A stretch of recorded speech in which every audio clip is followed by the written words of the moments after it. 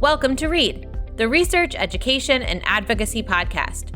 READ connects you with researchers, educators, and thought leaders on topics in education and child development. READ is produced by the Windward Institute. I'm your host, Dr. Danielle Gomez, and it feels a little chill in the air because in New York, we are celebrating and welcoming a new school year. I love a new school year. It breeds this new energy and excitement for this next chapter ahead. And this episode is timely as we invite a new group of students into our classrooms or our schools, or we're family beginning new routines in the fall. In this conversation, I invited Dr. Rebecca Gotlieb, a researcher in human development, psychology, and educational neuroscience. Her expertise focuses on child and adolescent development.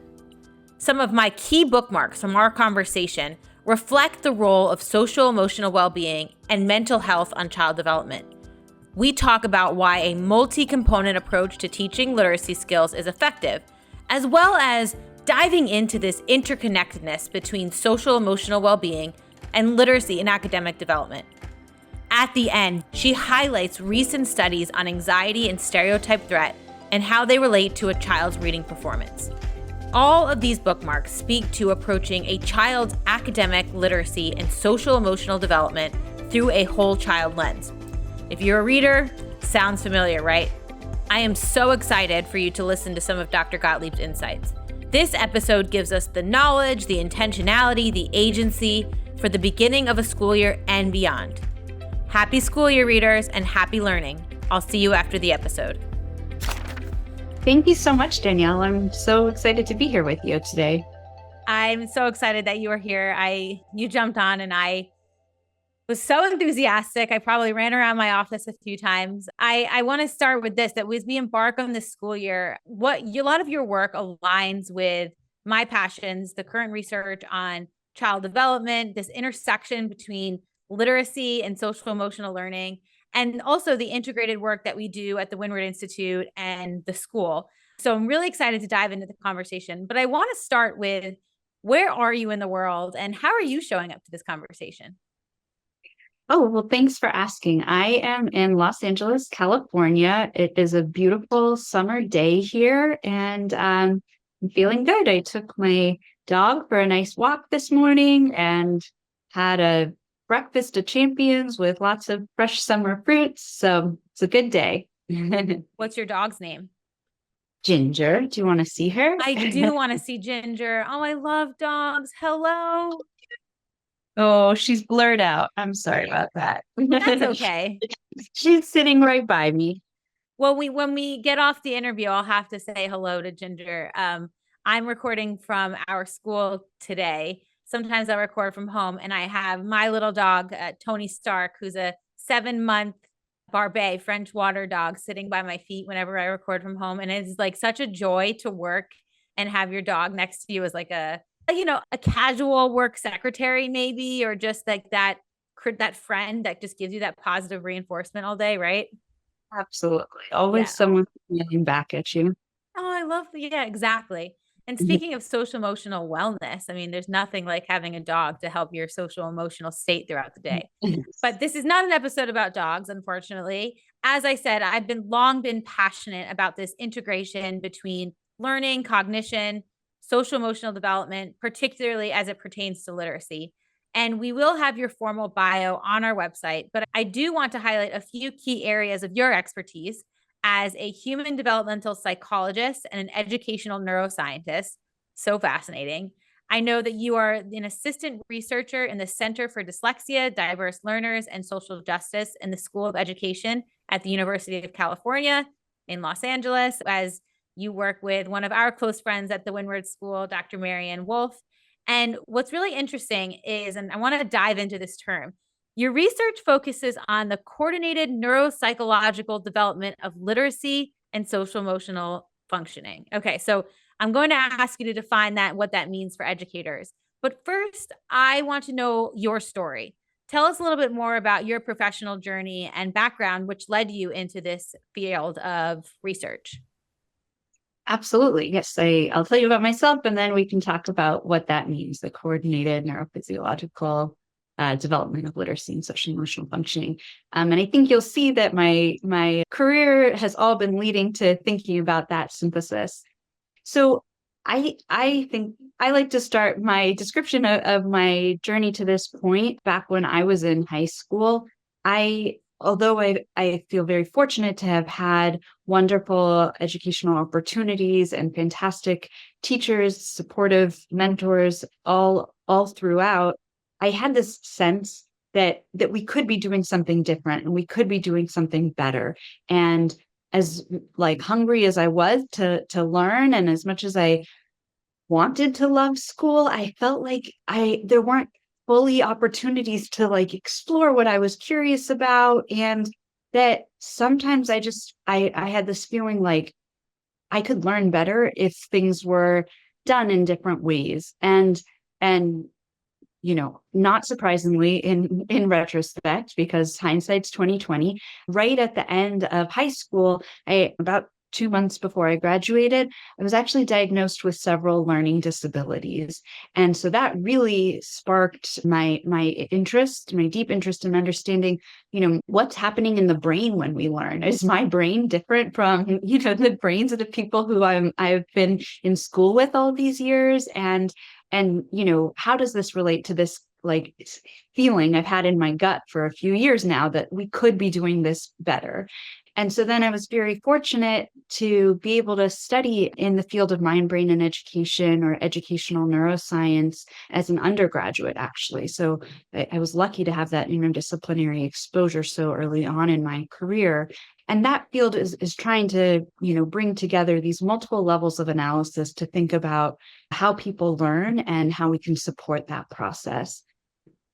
And then as an undergrad, actually, I started looking into the stereotype threat effects, the way that our understanding of the world around us and our understanding of how people are perceiving us affects the way we show up to learn and can perform in academic settings.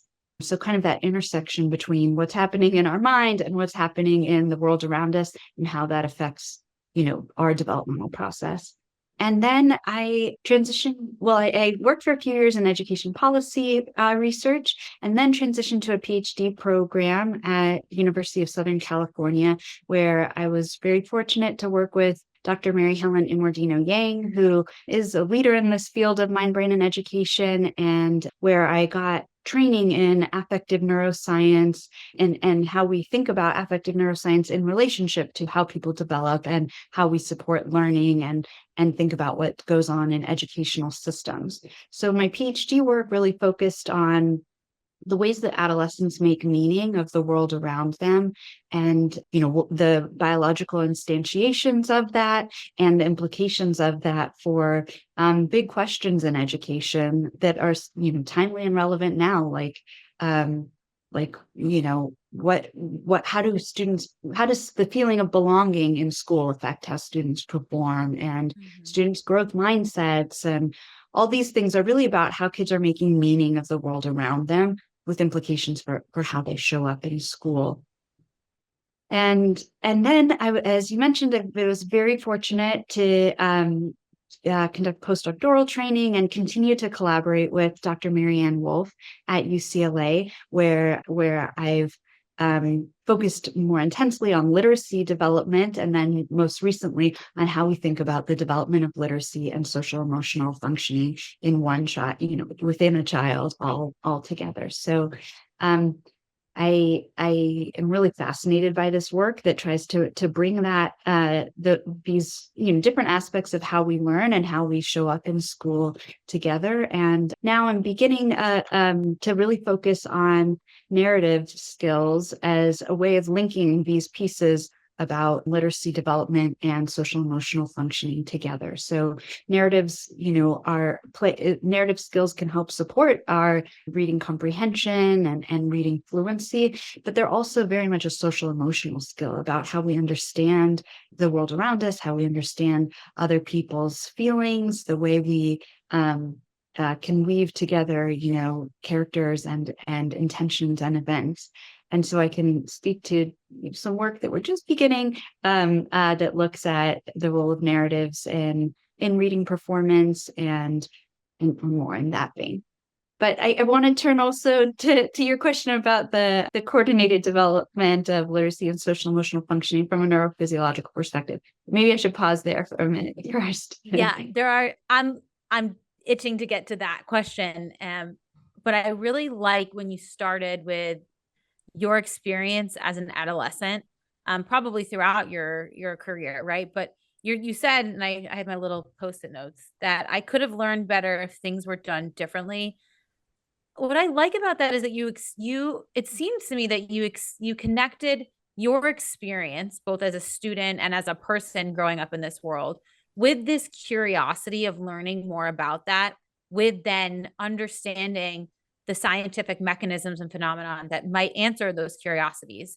Anywhere from what you talked about, making when adolescents make meaning of the world, from senses of belonging, growth mindset, even this idea of, and not even an idea, a real scientifically documented, story documented experience of stereotype threat, right? I'm really excited that you started with that, because that, to me, when I started at Windward 12 years ago, and I was immediately gravitated towards literacy, particularly for students with dyslexia and other language-based learning disabilities. And I was also very interested in the, we'll call it social emotional well-being, mental health experiences that students were facing, particularly the students that came to me having already failed in their first academic job, reading, right?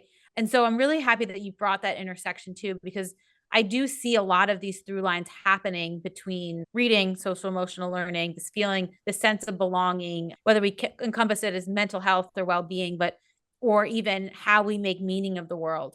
So I'm really happy that you brought in those pieces and started with that story. And so as we connect this story to the science, I now want to ask you more about coordinated neuropsychological development. How do you operationalize that for an educator or a caregiver or a family of children who are developing in this world? Yeah, it's a great question. Thanks for asking. I mean, essentially what I'm talking about are just kind of different angles about how we think about what's happening in a whole child. And so funnily, I think that this idea of the coordinated development of literacy and social and emotional functioning actually is much more intuitive and accessible for educators and caregivers and families than it might be for researchers. You know, researchers, in our quest to isolate and manipulate single variables and understand exactly what's going on, can lose sight of how, you know, there are multiple things happening within a child at once, and they all are dynamically interacting and affecting one another. But, the people who are working with kids every day, our parents and family members, caregivers, teachers in the classroom, and all the professionals in school settings, they're seeing these things happening simultaneously within a child at once. So I think the idea of the coordinated functioning is really very intuitive and something that parents and educators are experiencing every day. We know that if a child's, we're always learning, right? But if what we're feeling strong emotions about is like the soccer practice we're going to go to after school, then what we're learning, what we're thinking about, what we're learning are things related to that, and maybe not what's in the book in front of us. So I think there's really this intuition among people who work with kids about this coordination.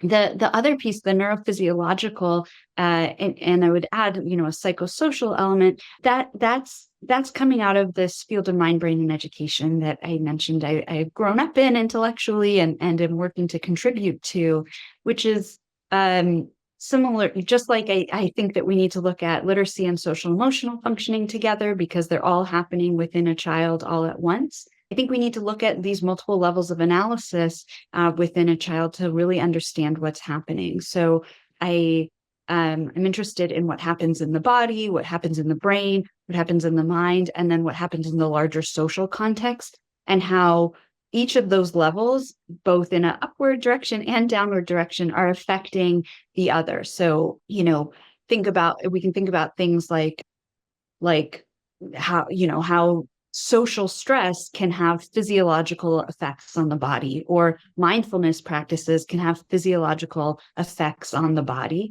And similarly, what happens in our body, we can interpret in the mind as a function of what we know about our social context to teach us how to feel our emotions. So each of these levels of analysis are affecting one another.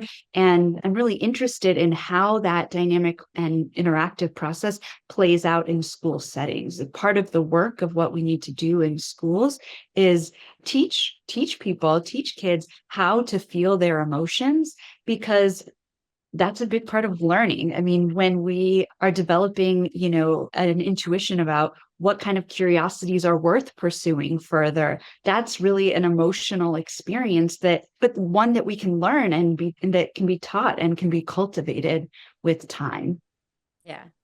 Wow. I love how you brought that into, I would connect back to a lot of the learning that I've done, particularly in the science of reading, on this, you call them multi-levels, but this interdependency between neurobiology, our biology of our brain, or I should say just our brain and our body, to the genetic components, to the environmental components. And I think all of these pieces form a really robust and comprehensive understanding of, first from a literacy perspective, right? Why some children struggle over others, and more holistically, like where literacy falls into that whole child piece of development, I think is, and cognition falls into those pieces, and all those social emotional pieces, because you're right, all of these pieces are linked, and they have an important role in the overall network of our brain and the overall, just experience of how we are receiving the world, and how we are then putting forth our learning, or how we're interacting with the world around us.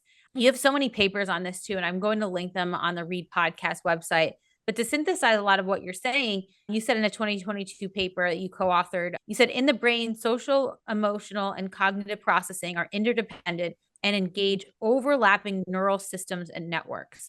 So I think I want to start there. What do you mean by overlapping neural systems and networks? Are you, as a neuroscientist, able to see that, certain circuits are being used similarly across, let's say, different behaviors? Like, do we use a similar circuit or region of the brain, let's say, for detecting emotions as we do for comprehension? Do we use similar circuits, let's say, for phonological word reading skills as we do for understanding affects? How does that work in this like coordinated area of the brain?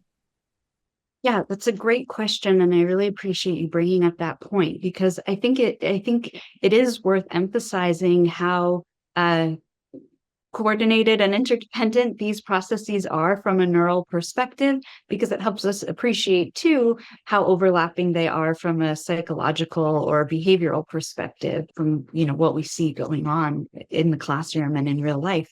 Yeah, that is the case. I mean, reading is a very affective process and experience. It involves understanding other people's thoughts and feelings, and that applies to both fiction and nonfiction reading. Even in nonfiction, right, we're trying to understand what message the author is trying to convey, and so in that sense, we see the activation of affective regions in the reading process.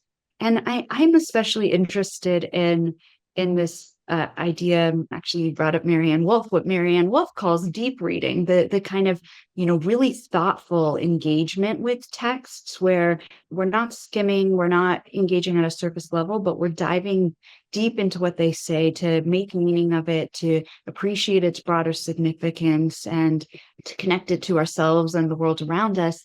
And when we do that kind of deep reading, the kind of reading that can really inspire changes in our thoughts, and where we're really engaging with an author and contributing to a dialogue through writing, we're engaging these same networks that we know are involved in a number of mental health processes, and in social and emotional reflection, and those kinds of processes. So in my work, I'm really interested in, there are a couple of networks that I'm particularly interested in. One is the salience network, which helps us, understand what's important to pay attention to. Another is, these networks go by different names, but another is often called the executive control network or central executive network. It goes by different names. But as you might guess from the name, it helps us attend to the here and now and manipulate things as they're occurring. And then the final network that I'm especially interested in is the default mode network.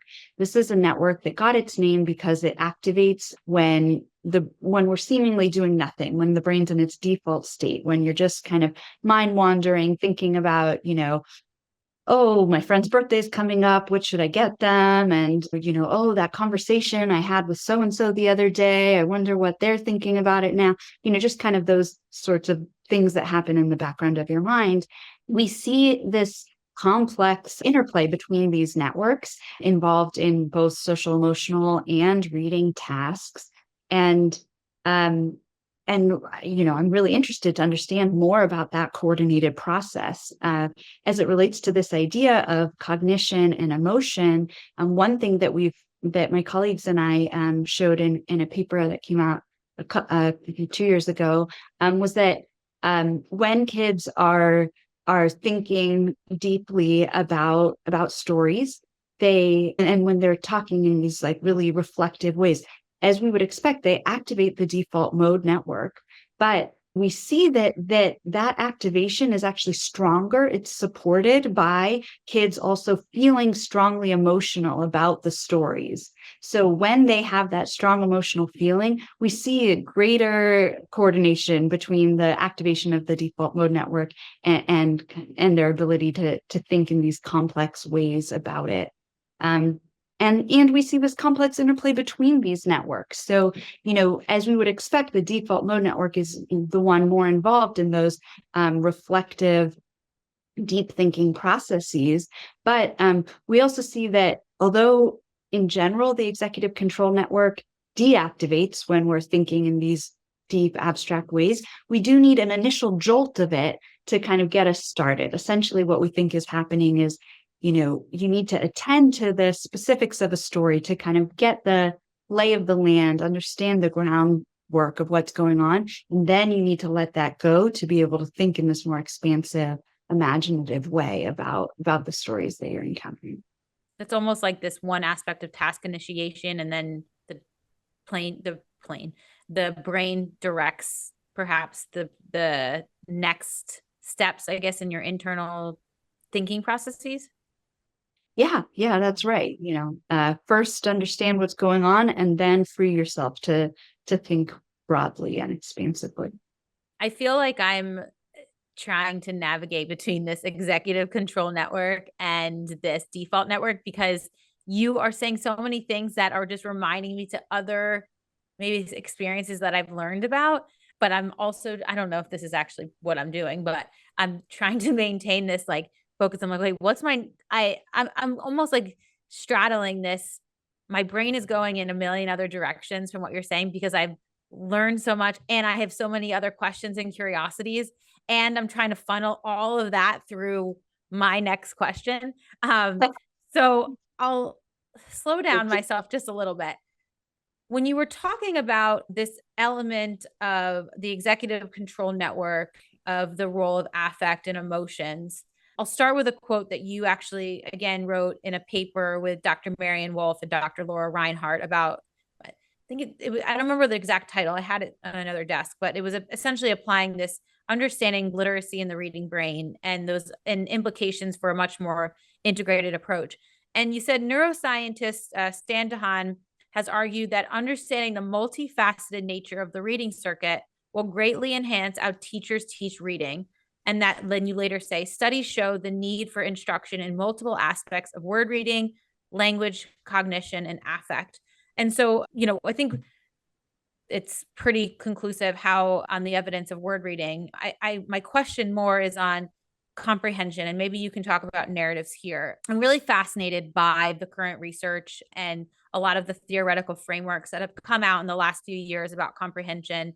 One being the active view of reading, another being Young-Soo Kim's DEAR model, even going back to the RAND study in 2002, where you see all of these similar elements. Let's say RAND, right? This reader, task, and activity, this interplay within the social cultural context. In Dear and the active view, there's this aspect of executive functioning, of having this interactive element or processes in reading, as well as this motivation aspect. And so what I cite these three models. They're ones that we talk a lot about in our professional developments at the Windward Institute. They're ones that even other current researchers, I know Dr. Hugh Katz penned that paper in the American Federation of Teachers on reading comprehension and the role of knowledge. And so I bring all these pieces up because I think they illuminate the multifaceted nature of reading. And so from your research and the work that you've done, and perhaps you can cite some work in the narrative work that you're exploring, how do you also see these as being multifaceted?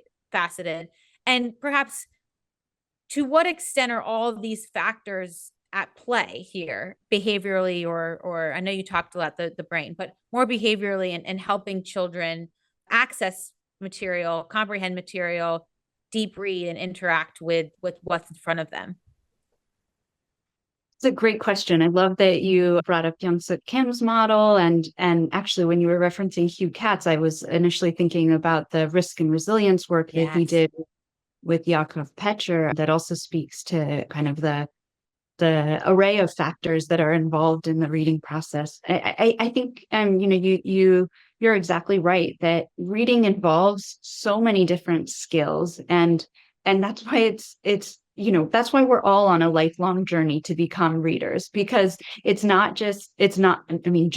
that with like quotes, but it's not just decoding, right? It's also this complex cognition and this process of really feeling deeply and being able to build those real connections with text. So as you said, and as we said in the quote that you read, we do need to be teaching multiple different aspects of language.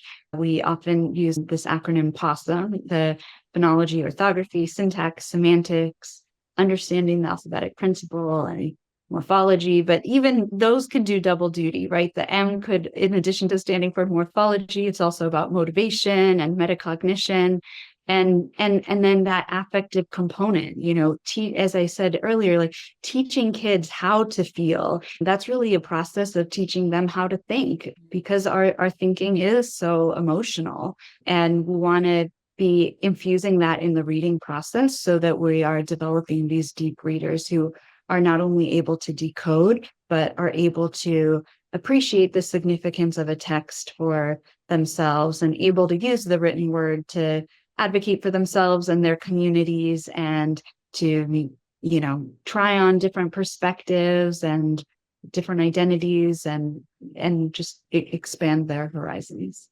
I think what I think this conversation has illuminated for me was this importance of considering many different environmental factors that can lead to both literacy outcomes and difficulties, as other elements of not only cognition, learning, social emotional well-being.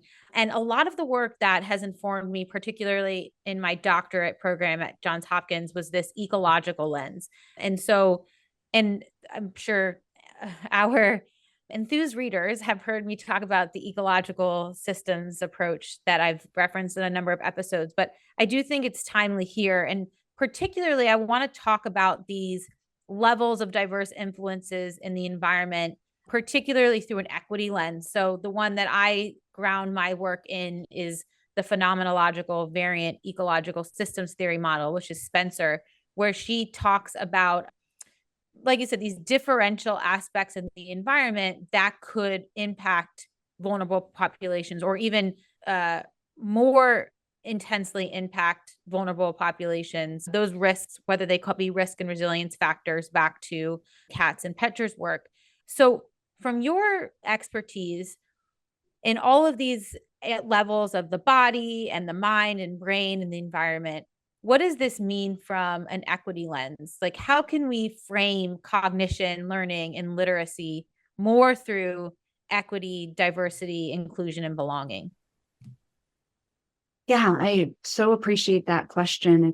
It's really important that that always be at the forefront and center of what we do. I know that this podcast will come out in September, but we're recording on June 20th. Just yesterday, we were celebrating Juneteenth, and it makes me think about the huge role of literacy in liberation and in the American struggle for freedom. And that's really, what is always at the forefront of motivating this work, that what we do in schools is our best bet at creating a more equitable society and a more thriving democracy. And literacy, especially, is so much a piece of that, because that's how the primary tool we have to be able to, as I was saying before, advocate for ourselves, advocate for our communities, and be able to bring about new and different and better circumstances and worlds around us. And you're right that it's something that we need to consider from across these multiple levels of analysis, the effects uh, of of poverty or of discrimination, whether it's on the basis of race or other aspects of identity, can be seen physiologically, neurologically, and play out, of course, in behavior, and also the positive effects of a really high quality instruction, or really attentive, caring, supportive teacher or mentor or adult in a child's life can play out across those multiple levels of a person as well. One paper that my colleagues and I, that was just accepted for publication, this is work that was led by my colleague, Dr. Fei Yang, but that I was very pleased to be a part of. In that work, we show that kids who are living, we were working with low SES students in an urban part of Los Angeles, all of whom were racial and ethnic minorities. We showed that their exposure to violence in the community was associated with a reduction in gray matter volume in a key part of the brain, actually a part of the brain associated with that, or that's part of that default mode network that we were talking about earlier. But also kids who develop a habit of being able to think abstractly, think transcendently about their social circumstances, who can, make complex meaning of what's going on around them. We see that was actually associated with an increase in the gray matter volume in that same region. So I bring that up in response to your question to say, our circumstances affect us in these neurophysiological ways, but we're not just, the passive recipients of our circumstance. We also have this agentic role in how we understand our circumstances, and that can really affect, what goes on in our brains and bodies and minds.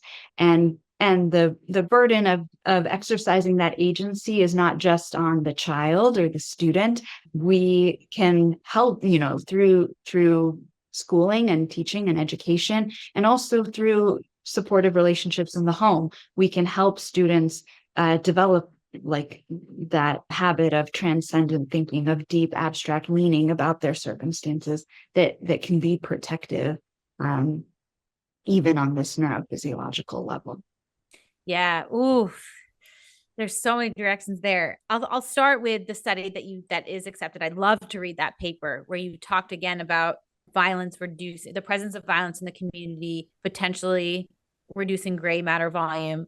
You had mentioned Dr. Yakov Petcher and Dr. Q Katz's risk and resilience model, where Dr. Petcher, I know, has done a lot of work with trauma and adverse childhood experiences.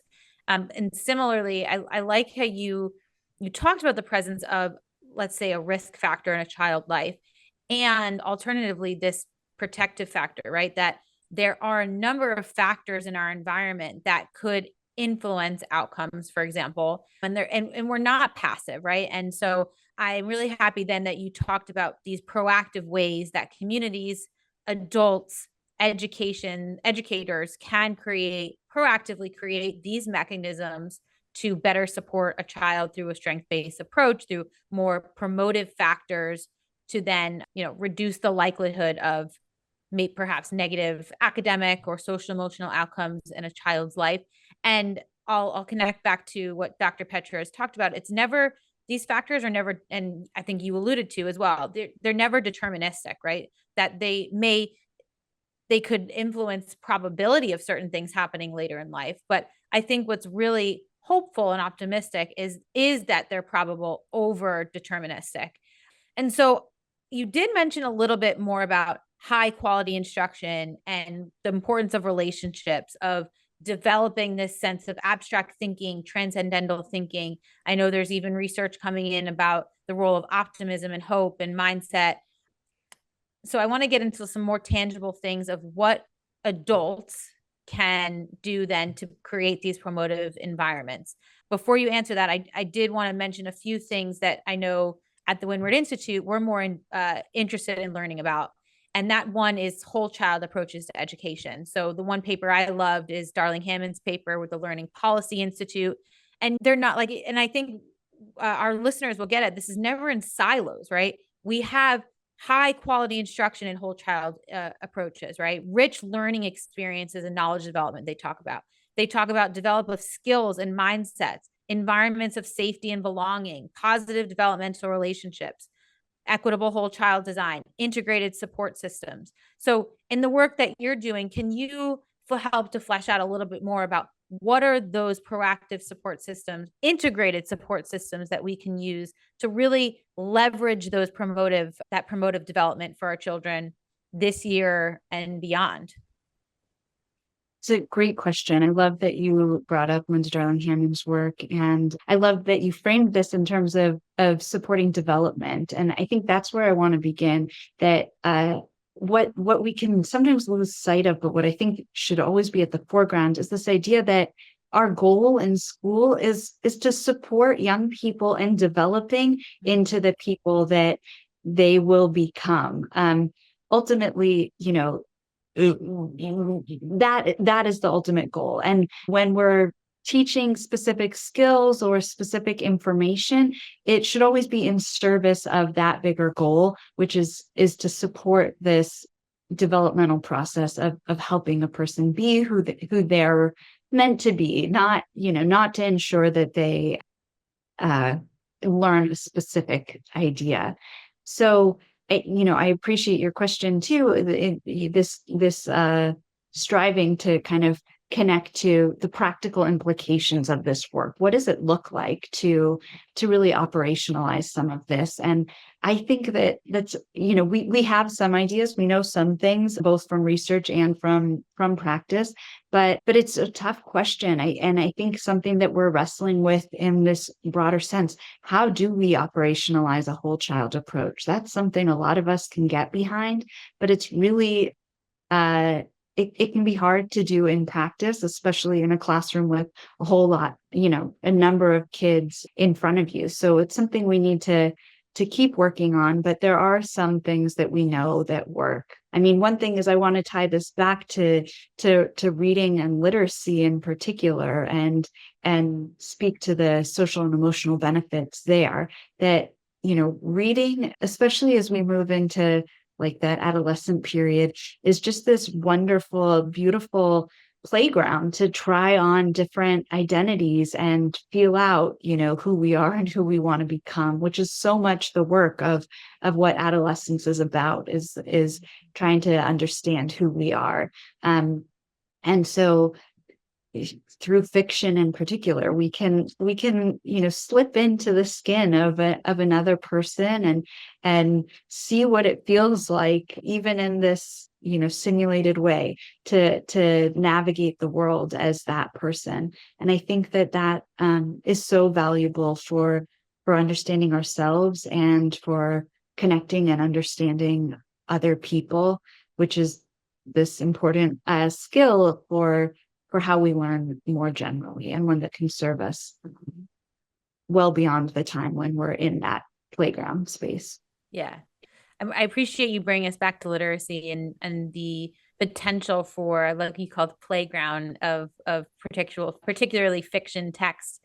I just want to circle back before we end to something you said earlier when you talked about stereotype threat. Have you done work in terms of children with, let's say, reading disabilities like dyslexia and social emotional implications like stereotype threat when, let's say, a child isn't maybe diagnosed or perhaps hasn't received evidence-based intervention in early parts of their academic career? What are those social emotional implications there?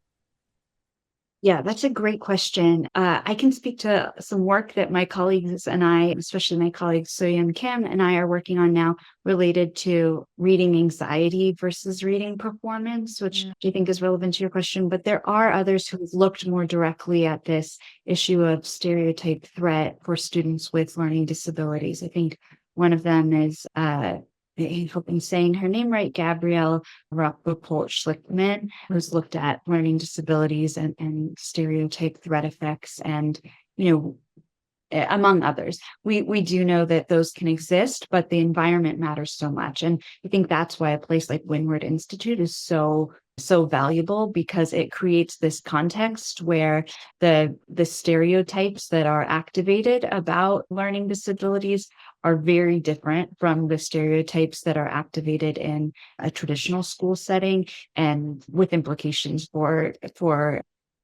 how students would perform.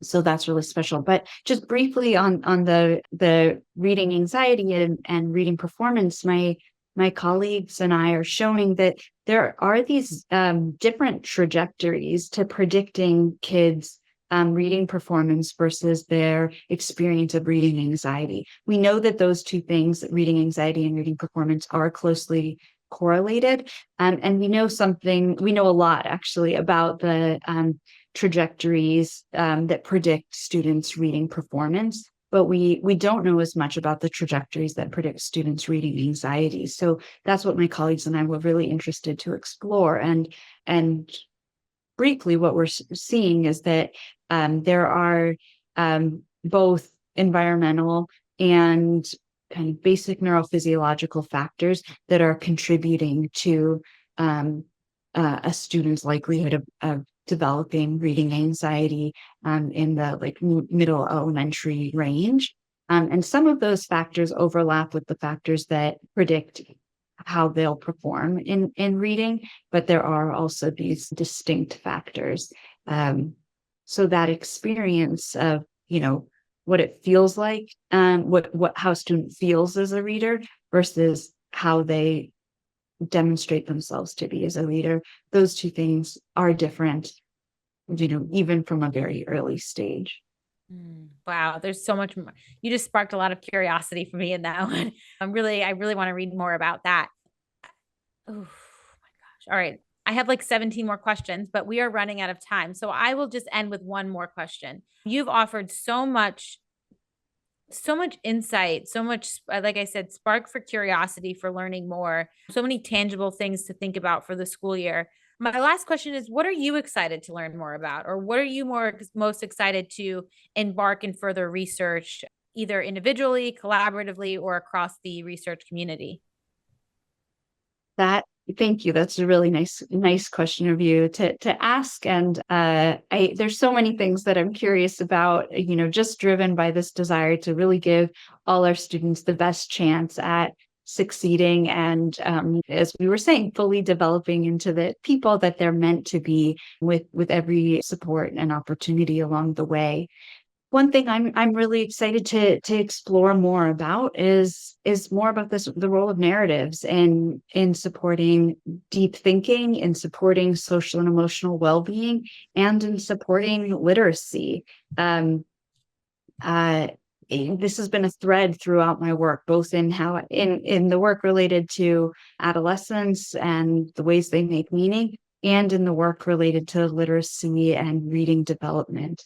I think that narratives may be narrative skills related to narrative comprehension, construction, conveyance, how we talk about narratives, and narrative construal, the meanings we make of them.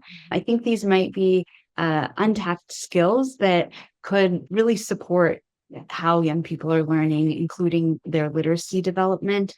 And what I love about a focus on narrative skills in particular is that so many different cultural groups have a rich tradition around storytelling, around oral narratives. And so we can bring in the community into how we support young people in developing these narrative skills, which can go back to addressing those things we were talking about before, like the feelings of belonging and the feelings of personal and cultural relevance of what goes on in school for young people, which I think helps answer the why of why we're here and why this matters, and can create a exciting and fulfilling environment for young people to learn. So that's something I want to learn more about, among many topics, but I'm just so glad to have had the opportunity to connect today and to connect with the Windward Institute and the wonderful work that goes on there, and this model that is helping create a more whole child and social emotionally embracing context for all our diverse learners to grow. Thank you for listening to this episode of Read. You can learn more from this episode or from past Read guests by visiting readpodcast.org. If you are inspired from this episode and want to learn more, I invite you to check out further learning opportunities, resources, and articles at thewindwardschool.org/WI. I also encourage you to stay engaged with our team by connecting on social media and signing up for the Read podcast or the Windward Institute's newsletters to learn more about upcoming professional development opportunities, resources, and events. Finally, if you have any ideas or questions about topics and speakers, you can also reach out to me via email at info@readpodcast.org. Now, here's Dr. Rebecca Gotlieb with our episode send-off. Until next time, readers.